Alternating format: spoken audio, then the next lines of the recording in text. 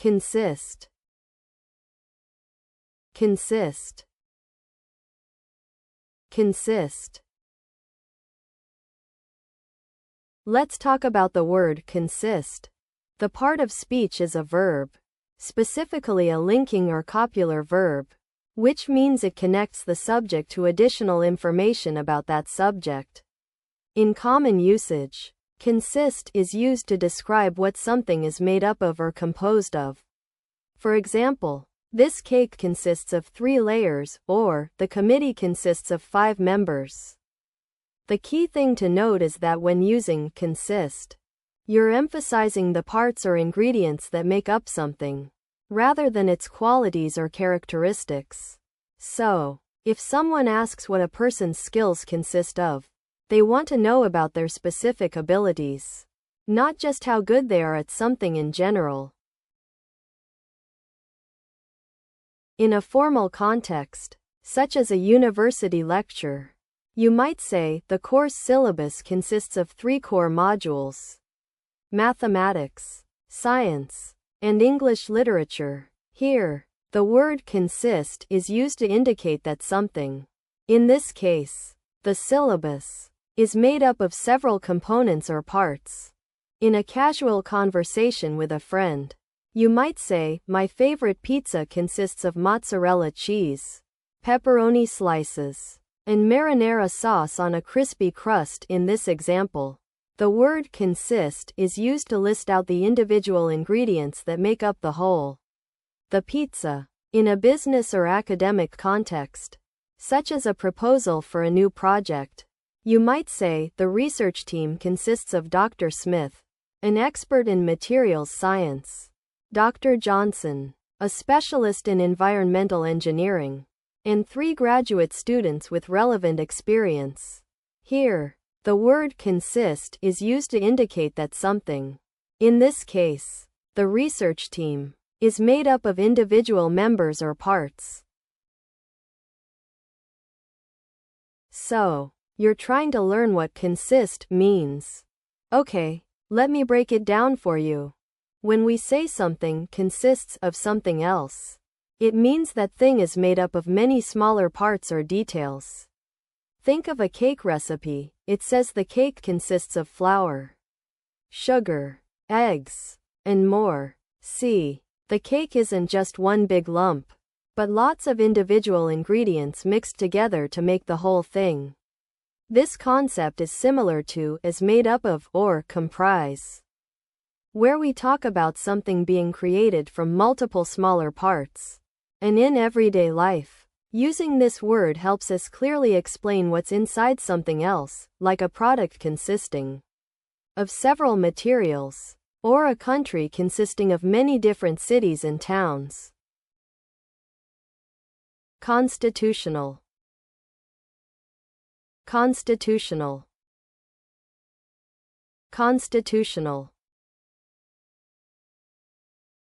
So, let's talk about the word constitutional. As a teacher, I'd like to explain that it is an adjective, which means it modifies a noun to describe its qualities or characteristics. In common usage, people use constitutional to describe something that relates to or is in accordance with a country's constitution, such as laws, rights, or principles outlined in the document. For example, you might say, the judge ruled that the government's decision was constitutional, as it did not infringe on anyone's civil liberties. This word can also be used more broadly to describe something that is fair, just, and in line with established rules or procedures. One special note about using constitutional is that it's often contrasted with words like unconstitutional, which means the opposite, something that goes against a country's constitution or established laws. In a formal setting, such as a university lecture on constitutional law, you might say, the Supreme Court's decision to strike down the discriminatory law was a landmark moment in upholding the principles of equality enshrined in our constitutional framework. This usage emphasizes the importance of the Constitution in shaping the country's legal and political system. In a casual conversation with a friend who's just returned from a trip, you might say, "I'm so exhausted after that long flight, I need to get my Constitution back." Here, the word constitutional is used as an adjective to describe someone's physical and mental state, implying they're feeling worn out. In a business context, such as a meeting with stakeholders discussing a proposed merger, you might say, "We believe our company's constitutional governance structure will ensure that the interests of all shareholders are protected during this process." In this example, the word constitutional refers to the established rules and procedures governing the company, providing reassurance about the integrity of the decision-making process. So, you're trying to get a handle on this concept that helps protect individual rights and freedoms? Essentially, it's a set of fundamental principles that define how a country or organization should be governed, and how power is distributed among different groups. Think of it like a roadmap that outlines what's allowed and what's not in terms of laws, rules, and procedures. It's often found in the foundation documents of a country, such as its original charter or declaration, where key values like equality, justice, and individual liberty are enshrined. Similar concepts might include Bill of Rights or human rights, but this one is more about setting up a framework for how society should be organized rather than just listing specific freedoms. It's used to ensure that the government and other powerful groups don't overstep their bounds and respect the rights of all citizens. So it's like having a built-in check and balance system. Context. Context. Context. So, let's talk about the word context. The part of speech for this word is a noun, which means it refers to a person, place, thing, or idea in English grammar.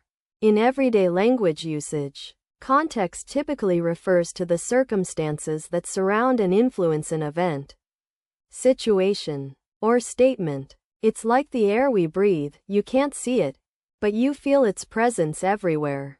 For example, if someone says, "I'm tired," the context of whether they've had a good sleep or a long walk can change the meaning of their words entirely. As language learners, it's essential to consider the context in which you use or encounter words like this. It can make all the difference in understanding what's being said. Let's talk about using the word context in everyday conversations. In a formal setting, you might say it's essential to understand the historical context of this event to grasp its significance today. Here, the explanation is that the word context refers to the surrounding circumstances or facts that help us understand something, and it's being used to explain why knowing about history matters now. In casual conversations, someone might ask, "How was your date last night? What kind of context did you find yourself in?" Here, the explanation is that the phrase, "what kind of context," is a colloquial way of asking what kind of atmosphere or situation the person was in on their date. It's being used to get some inside scoop on how things went.